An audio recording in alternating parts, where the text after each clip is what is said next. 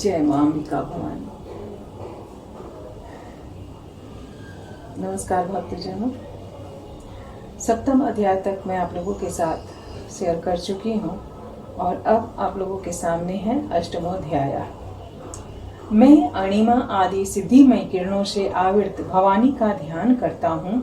उनके शरीर का रंग लाल है, नेत्रों में करुणा लहरा रही है तथा हाथों में पास, अंकुश, वाण और धनुष शोभा पाते हैं। ऋषि कहते हैं, चंड और मुंड नामक दैत्यों के मारे जाने तथा बहुत सी सेना का संहार हो जाने पर दैत्यों के राजा प्रतापी शुंभ के मन में बड़ा क्रोध हुआ और उसने दैत्यों की संपूर्ण सेनाओं को युद्ध के लिए कूच करने की आज्ञा दी। वह बोला, आज युद्धा युद्ध नाम के 86 दैत्य सेनापति अपनी सेनाओं के साथ युद्ध के लिए प्रस्थान करें। कंबू नाम वाले दैत्यों के 84 सेनानायक अपनी वाहिनी से घिरे हुए यात्रा करें। 50 कोटि वेड़िक कुल के और 100 धौम्र कुल के असुर सेनापति मेरी आज्ञा से सेना सहित कूच करें। कालक, दौहर्द, मौर्य और काल के असुर भी युद्ध के लिए तैयार हो मेरी आज्ञा से तुरंत प्रस्थान करें। भयानक शासन करने वाला असुरराज शुंभ इस प्रकार आज्ञा दे सहस्त्रों बड़ी बड़ी सेनाओं के साथ युद्ध के लिए प्रस्थित हुआ। उसकी अत्यंत भयंकर सेना आती देख चंडिका ने अपने धनुष की टंकार से पृथ्वी और आकाश के बीच का भाग गुंजा दिया। राजन तदंतर देवी के सिंह ने भी बड़े जोर जोर से दहाड़ना आरंभ किया। फिर अंबिका ने घंटे के शब्द से उस ध्वनि को और भी बढ़ा दिया। धनुष की टंकार, सिंह की दहाड़ और घंटे की ध्वनि से संपूर्ण दिशाएं गूंज उठी। उस भयंकर शब्द से काली ने अपने विकराल मुख को और भी बढ़ा लिया तथा इस प्रकार वे विजयी हुई। उस तुमुल नाद को सुनकर दैत्यों की सेनाओं ने चारों ओर से आकर चंडिका देवी, सिंह और काली देवी को क्रोध पूर्वक घेर लिया। राजन, इस बीच में असुरों ने विनाश तथा देवताओं के अभ्युदय के लिए ब्रह्मा, शिव, कार्तिकेय, विष्णु तथा इंद्र आदि देवों की शक्तियां जो अत्यंत पराक्रम और बल से संपन्न थीं, उनके शरीर से निकलकर उन्हीं के रूप में चंडिका देवी के पास गईं। जिस देवता का जैसा रूप, वैसी वेशभूषा और जैसा वाहन है, ठीक वैसे ही साधनों से संपन्न हो उसकी शक्ति असुरों से युद्ध करने के लिए आई। सबसे पहले हंस युक्त विमान पर बैठी हुई अक्षसूत्र और कमंडलू से सुशोभित ब्रह्मा जी की शक्ति उपस्थित हुई, जिसे ब्रह्माणी कहते हैं। महादेवी जी की शक्ति वृषभ पर आरूढ़ हो, हाथों में श्रेष्ठ त्रिशूल धारण किए, महानाग का कंकण पहने, मस्तक में चंद्र रेखा से विभूषित हो वहां आ पहुंची। कार्तिकेय जी की शक्ति रूपा जगदम्बिका उन्हीं का रूप धारण किए श्रेष्ठ मयूर पर आरूढ़ हो, हाथ में शक्ति लिए दैत्यों से युद्ध करने के लिए आए। इसी प्रकार भगवान विष्णु की शक्ति गरुड़ पर विराजमान हो, शंख, चक्र, गदा, शांग्र, धनुष और खड्ग हाथ में लिए वहां आई। अनुपम यज्ञ वाराह का रूप धारण करने वाले श्री हरि की जो शक्ति है, वह भी वाराह शरीर धारण करके वहां उपस्थित हुई। नारसिंही शक्ति भी सिंह के समान शरीर धारण करके वहां आई। उसकी गर्दन के बालों के झटके से आकाश के तारे बिखरे पड़ते थे। इसी प्रकार इंद्र की शक्ति वज्र हाथ में लिए गजराज इरावत पर बैठकर आई। उसके भी सहस्त्र नेत्र थे। इंद्र का जैसा रूप है वैसा ही उसका भी था। तदंतर उन देव शक्तियों से घिरे हुए महादेव जी ने चंडिका से कहा, मेरी प्रसन्नता के लिए तुम शीघ्र ही इन असुरों का संहार करो।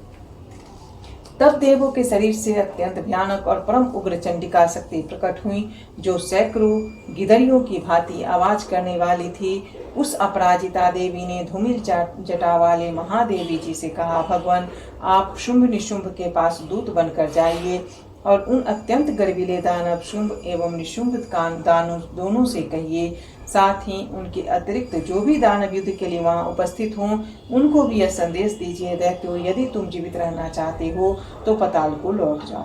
इंद्र को त्रिलोकी का राज्य मिल जाए और देवता यज्ञ भाग का उपयोग करें। यदि बल के घमंड में आकर तुम युद्ध की अभिलाषा रखते हो तो जाओ, मेरी शिवाय योगिनियां तुम्हारे कच्चे मांस से तृप्त हों। चूंकि उस देवी ने भगवान शिव को दूत के कार्य में नियुक्त किया था, इसीलिए वह शिव दूती के नाम से संसार में विख्यात हुई। वे महादैत्य भी भगवान शिव के मुंह से देवी के वचन सुनकर क्रोध में भर गए और जहाँ कात्यायनी विराजमान थी उस ओर बढ़े। तदंतर वे दैत्य अमरस से भरकर पहले ही देवी के ऊपर बाण, शक्ति और दृष्टि आदि अस्त्रों की वृष्टि करने लगे। तब देवी ने भी खेल खेल में ही धनुष की टंकार की और उसके छोड़े हुए बड़े बड़े बाणों द्वारा दैत्यों के चलाए हुए बाण, शूल, शक्ति और फरसों को काट डाला। फिर काली उनके आगे होकर शत्रुओं को शूल के प्रहार से विदीर्ण करने लगी और खड्गवांग से उनका कचुमर निकालती हुई रणभूमि में विचरने लगी। ब्रह्मा ने भी जिस जिस ओर दौड़ती उसी ओर अपने कमंडलू का जल छिड़क कर शत्रुओं की ओज और पराक्रम को नष्ट कर देती थी। माहेश्वरी ने त्रिशूल से तथा वैष्णवी ने चक्र से और अत्यंत क्रोध में भरी हुई कुमार कार्तिकेय की शक्ति से दैत्यों का संहार आरंभ किया। इंद्र शक्ति के वज्र प्रहार से वितीर्ण हो सैकड़ों दैत्य दानव रक्त की धारा बहाते हुए पृथ्वी पर सो गए।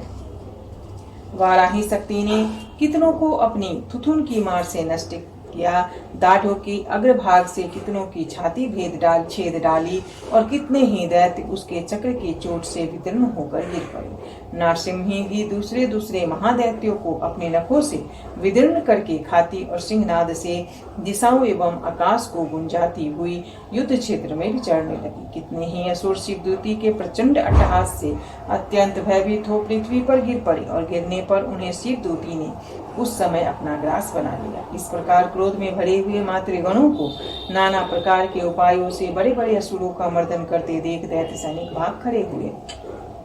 मातृगणों से पीड़ित दैत्यों को युद्ध से भागते देख रक्तबीज नामक महादैत्य क्रोध में भरकर युद्ध करने के लिए आया। उसके शरीर से जब रक्त की बूंद पृथ्वी पर गिरती तब उसी के समान शक्तिशाली एक दूसरा महादैत्य पृथ्वी पर पैदा हो जाता। महासुर रक्तबीज हाथ में गदा लेकर इंद्र शक्ति के साथ युद्ध करने लगा। तब इंद्र ने अपने वज्र से रक्तबीज को मारा। वज्र से घायल होने पर उसके शरीर से बहुत सा रक्त चूरने लगा और उससे उसी के समान रूप तथा पराक्रम वाले योद्धा उत्पन्न होने लगे। उसके शरीर से रक्त की जितनी बूंदे गिरी उतने ही पुरुष उत्पन्न हो गए। वे सब रक्तबीज के समान ही वीर्यवान, बलवान और पराक्रमी थे।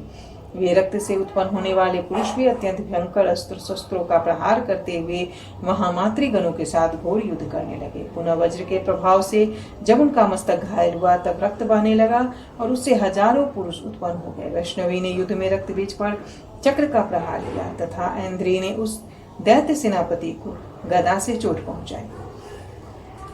वैष्णवी के चक्र से घायल होने पर उसके शरीर से जो रक्त बहा और उससे जो उसी के बराबर आकार वाले सहस्त्रों महादैत्य प्रकट हुए उनके द्वारा संपूर्ण जगत व्याप्त हो गया। कौमारी ने शक्ति से, वाराही ने खड्ग से और माहेश्वरी ने त्रिशूल से महादैत्य रक्तबीज को घायल किया। क्रोध में भरे हुए उस महादैत्य रक्तबीज ने भी गदा से सभी मातृ शक्तियों पर पृथक पृथक प्रहार किया।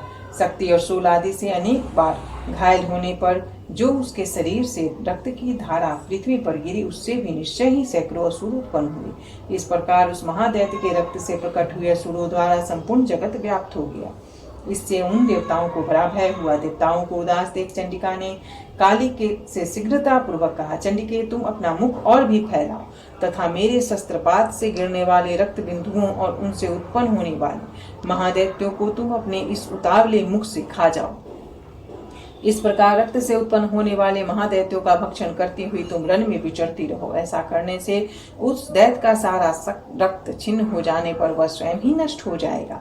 उन भयंकर दैत्यों को जब तुम खा जाओगी तब दूसरे नए दैत्य उत्पन्न नहीं हो सकेंगे। काली से यूं कहकर चंडिका देवी ने शूल से रक्तबीज को मारा और काली ने अपने मुख में उसके रक्त ले लिया। तब उसने यह महाचंडिका पर गदा से प्रहार किया, किंतु उस गदापात ने देवी को तनिक भी वेदना नहीं पहुंचाई। रक्तबीज के घायल शरीर से बहुत सा रक्त गिरा, किंतु जो ही वह गिरा त्यों ही चामुंडा ने उसे अपने मुख में ले लिया। रक्त गिरने से काली के मुख में जो महादैत्य उत्पन्न हुए उन्हें भी वह चट कर गई और उसने रक्तबीज का भी रक्त पी लिया। तदंतर देवी ने रक्तबीज को उसका रक्त चामुंडा ने भी पी लिया। वज्रवान, खड्ग और दृष्टि आदि से मार डाला। राजन, इस प्रकार शस्त्रों के समुदाय से आहत एवं रक्तहीन हुआ महादैत्य रक्तबीज पृथ्वी पर गिर पड़ा। नरेश्वर, इससे देवताओं को अनुपम हर्ष की प्राप्ति हुई और मातृगण उन असुरों के रक्तपान के मद से उद्यत सा होकर नृत्य करने लगा। इस प्रकार श्री मार्कंडेय पुराण में सावर्णिक मनवंतर की कथा के अंतर्गत देवी महात्म्य में रक्तबीज वध नामक 8वां अध्याय पूरा हुआ। जय माता दी।